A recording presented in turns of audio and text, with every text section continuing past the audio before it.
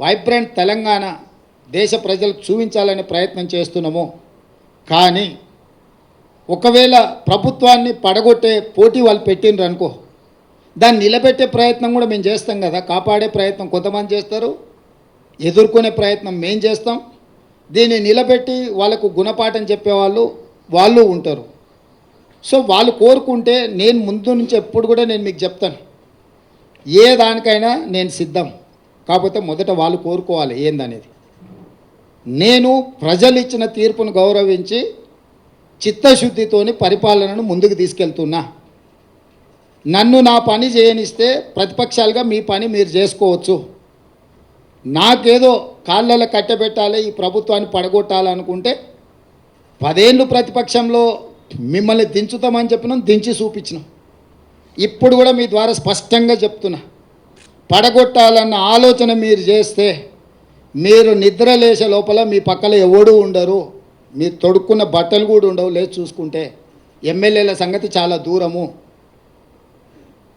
అట్లా ఒకవేళ వాళ్ళు కోరుకుంటే నాకు ఏమీ అభ్యంతరం లేదు. మీరు తారీఖు చెప్పండి, పడగొట్టేది ఏందో చెప్పండి, దాని పరిణామాలు ఏందో నేను చెప్తా.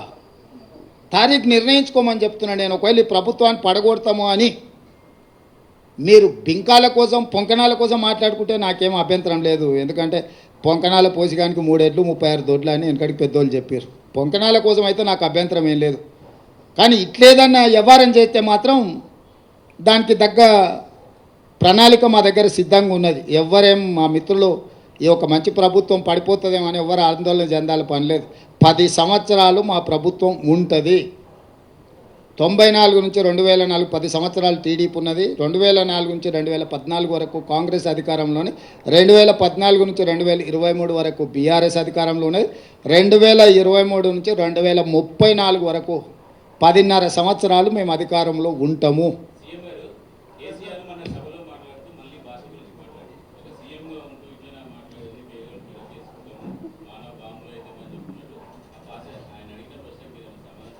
ఇప్పటికన్నా ఆయన జ్ఞానోదయం అయింది. గతంలో ఆయన ఏం మాట్లాడినా ఒకసారి సోషల్ మీడియాలో పెడుతున్నారు, చూసుకోమని.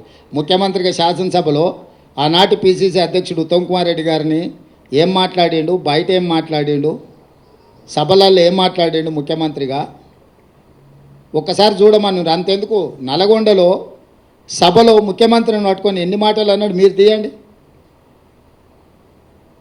రాష్ట్ర మంత్రిగా, కేంద్ర మంత్రిగా, ముఖ్యమంత్రిగా 40 సంవత్సరాలు సుదీర్ఘమైన అనుభవం ఉన్న చంద్రశేఖరరావు నల్గొండ జిల్లాలో బహిరంగ సభలో ముఖ్యమంత్రిని పట్టుకొని ఎన్ని మాటలు మాట్లాడినా మీకు ఒక్కసారి చూడండి.